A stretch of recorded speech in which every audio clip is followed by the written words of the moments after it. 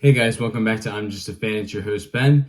And the ALDS, the NLDS, all of them are wrapped up, and let's get right into it. Just wanted to talk about my predictions for next week, or this upcoming week, technically tonight, and just a little recap of the whole NLDS and ALDS as well. So let's get right into it. Obviously, you can see on my channel, I have covered the Phillies, so I'll just rep them right now. Why the fuck not? They for me, they were brutal. Obviously, you can watch my videos through. Absolutely no hitting. Bullpen blew up in your face. Questionable decisions by the manager. Regardless, you can see my detailed rants on those. But again, of course, giving a ton of credit to the Mets. They've been the hottest team since June. They're just playing as a team right now. I love the way that they are playing baseball, specifically on the offensive side. It makes me very jealous as a Phillies fan that, my rival's team knows how to play small ball and knows how to, not swing for the fences every pitch. Instead, they want to make people work on counts. They get the ball in play. They just get contact. And then the bullpen for the Mets, which has been a weak link for them, came through. Their starters kind of settled in middle of the season. Overall, great result for the Mets. This is huge for them. They now will play in the NLCS tonight in LA. Now let's get into that series. What an interesting series. LA starts off by winning game one. San Diego then blows them out in LA. You have the situation where the fans are throwing things onto the field. I thought personally that was going to get San Diego fired up. I thought that might have been the moment. And then you see in game three in San Diego, they take that huge lead. You start up 6-1. The Dodgers fight back with the grand slam, but that wasn't enough. What really shocked me was after that, both teams didn't score. That will come into play in just a second. You go to game four. The Dodgers showed me a lot in game four that they actually had some balls. They win the game 8-0, specifically on a big game for their bullpen. The Dodgers got to cease early, questionable decisions to pitch him, only on 3 days rest. But they got to him early, and their bullpen really did a great job of shutting things down. And again, at this point, San Diego hadn't scored since that third inning of game three. We then get to game five. What a performance for both pitchers. Yamamoto and Darvish, great pitching. Great look for the Japanese players as well. They both did their thing. Shohei as well. I mean, he didn't have the greatest game, but he was just, the fact that he's there was just great for the Japanese people, especially the ones that are, starting to follow the MLB because of Shohei and everyone else. But yeah, both those guys did a very good job pitching. Yes, Darvish did let up the home runs, there's 2 solo home runs to both Hernandez and, both of them are Hernandez, Teoscar and Kike. But I can't get on Darvish just like I didn't get on Zach Wheeler after game one. You let up only one or two runs and your offense doesn't come through again. That's huge, and that's just not a good look. And that's where that statistic comes in. San Diego didn't score a run since game 3 of the third inning. That is crazy to think about. I didn't think they were going to ghost. That's arguably worse than the Phillies. The Phillies, for me, is still more painful because I am a Phillies fan. But as a neutral, if you're watching this, please drop it down below in the comments. What was the worst collapse?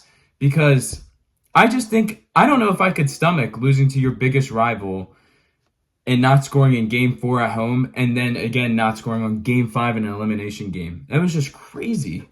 But credit to the Dodgers. They've been a juggernaut all year. I did think they were going to go out to San Diego just because I thought San Diego was playing better ball. But that wasn't the case.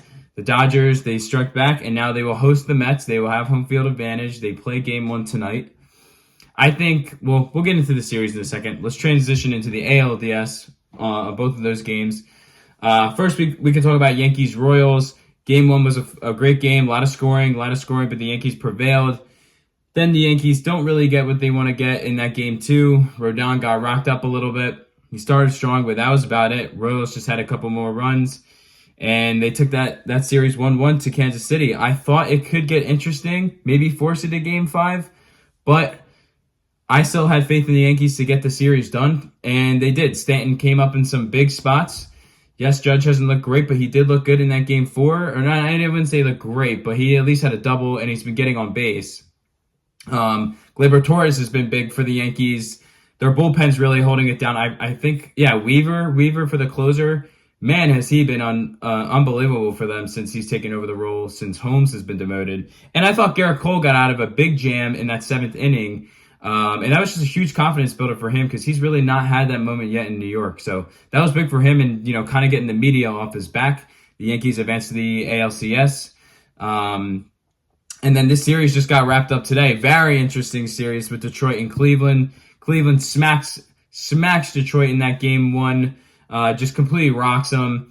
Then game 2, Detroit steals in the 9th inning with that swing to go up 3-0. We take it back to Detroit. Game 3, they win that game. I didn't see a ton of that game, so I can't speak on it too much. But they stole that game. But then game 4 came. I thought Detroit had it. I thought they had it. But then Cleveland responds with that huge home run, I think in the 8th or 9th. They do hold off Detroit. And then today, I'm not going to lie, I was leaning Detroit just because of Skubal. He's been so good. But he allowed, I think he hit a pitcher. Yes, he hit Ramirez. And it started, all of a sudden, things started getting a little crazy. Bam! Grand slam for Cleveland to take the lead up at that point 5-1 in the 5th inning. They ended up winning the game 7-3. So the Tigers did fight back a little bit, but Cleveland got some insurance runs as well. Thought that was a huge win for Cleveland's confidence going forward. You closed out your division rival, one of the hottest teams in baseball as well. Not saying they were the greatest, but they were hot. You closed them out in Cleveland in a game 5, and now you'll be going to New York for the ALCS. So let's make some predictions. On the NLCS side, I feel weird saying this. I might go Mets in. I am going to go Mets in 7. I think I'm going to go Mets in 7. The reason for me that I'm going to be leaning the Mets is strictly just because of the hitting, and well, not even because of the hitting. It's weird to say because both teams are very good at hitting. Obviously, LA, again, you look at that lineup, I mean, most if not everyone on that team can hit. You got a bunch of guys. I mean, obviously, you like what you have out of that lineup. Betts is getting hot. Yes, Freddie Freeman's a little banged up, but he still can be okay. I mean, I got to look at it a little bit more. You got Shohei, Muncy, you got Hernandez, both the Hernandez. I'm blanking on the other guys right now, but, Will Smith. Like, you got some hitting. And the only thing that concerns me long-term with LA is some of the pitching. You saw that in Game 3 against San Diego, but they actually weathered the storm as they continue to go through the game. But for me with the Mets, it's really just I have to believe in the momentum. Again, as someone who gambles a little bit, Mets total team over was one of my favorite bets throughout the whole summer because they were just so damn consistent with it. This team can hit, and they've showed now in big spots that they get it done in the clutch. I also love their approach. It's so night and day from the Phillies. They play for walks. They play as a team. They play small ball. I like watching that stuff. And I just think they get it done. Also, for me, personally, I think if they can even steal one game in LA, you take that thing back to Citi Field, you have 3, 4, and 5 in Citi Field. I mean, that I don't think it's a potential closeout situation. I think LA will fight. But that is a big spot for the Mets. And also just, again, why I'm more leaning them. I just favor, though the Mets bullpen has been bad as well, they shut the Phillies down. But I just think the Mets are going to get to that Dodgers bullpen. So we will see. But give credit to the Dodgers. Dave Robertson, I think I'm saying his last name right. He actually has managed the bullpen pretty good for the last couple of years. So it's going to be a very interesting series. I think it's going to be a lot of high scoring. But I have the Mets in 7. I just think the Mets get it done. They're on a freaking roll right now. And I don't know. I just think the Mets get it done. We move on to the ALCS. Yankees are hosting the Guardians. This is an interesting matchup just because Judge has not been playing very good baseball this postseason. He's done okay, but he hasn't really been killing you with his bat. Stanton's been hot. Torres is getting going now. But other than that, you're not getting a ton right now of the Yankees bats as you haven't all year.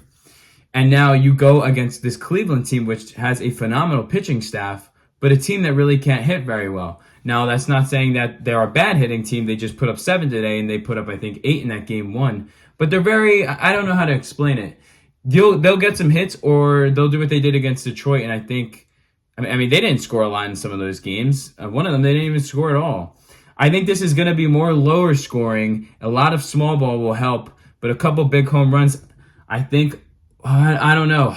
This is tough just because I really trust that Cleveland pitching. But I think when it comes to hitting, I think the Yankees have a little bit more guys that can really move the series. And the Yankees do have home field, which I'm not sure that matters, but I just think they get it done. I don't know why. I don't know. I want to lean Cleveland. My brain's telling me to lean Cleveland, but I think I'm going to go Yankees here. This is a huge spot for them as a franchise. You know, the Mets are creeping up. The Mets are knocking on the door.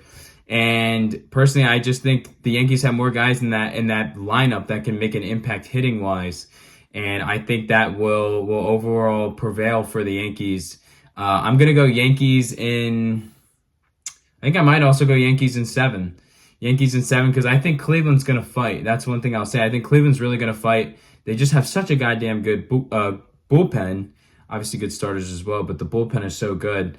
But like I said, I think the Yankees have the hitting to get it done. Well, not necessarily the hitting, but the guys that can potentially get those hits. And I just think they're going to do that. So I think it will be a Yankees-Mets World Series. That's what I think we're going to see. But here's the thing. If we get Yankees-Dodgers, I'm not going to be mad about it. If we get if we get Dodgers-Cleveland, I would say it's probably the most underwhelming matchup, personally. Just from a story narrative. The Subway Series, obviously, I mean, that's just cinema. I would love to see that. I would be rooting for the Yankees in that because no way do I want to root for the Mets. But Yankees-Dodgers, obviously, it's the MLB's biggest dream. They've wanted that for years. So, again, it's nothing against Cleveland. I have nothing against them. It's just narrative-wise, I would prefer to see the Yankees move on. But at the same time, I have a complete amount of respect for them, and it would not shock me, even though I'm not picking them, it would not shock me to see Cleveland go to the World Series this year off that pitching. It's just so good, and you saw today what they did to Detroit. And we will see what happens. But yeah, just wanted to make a quick little recap on the MLB. I'm absolutely loving the postseason right now. A lot of people in my area are down bad. They don't even want to talk about baseball anymore because of the Phillies. Not me. Yes, I'm very down bad about it still. This team still kills me. The future isn't looking great. But at the same time, I love this sport. The postseason is fantastic. I'll take it up against any sports postseason, to be honest. Other than maybe the NFL, I don't know what's better than postseason baseball. I just love the chess matches, all that. The crowd is phenomenal. It's cinema. But regardless, that's all I have for today. Just wanted to get this video out there. We'll talk a little bit of NFL later, and we will keep recapping some baseball as the week goes on. Thank you guys for all of the support these last couple of days. I've been noticing at least the Phillies videos have done pretty good. And that's why I wanted to get this out today. So if you like this video, feel free to give it a like. Any thoughts below, leave them down below. And if you like my content or like sports content in general, feel free to subscribe at I'm Just a Fan. Going to continue to be making these type of videos, and I really appreciate the support, like I said. So thank you guys so much, and I'll see you on the next one. Peace, guys.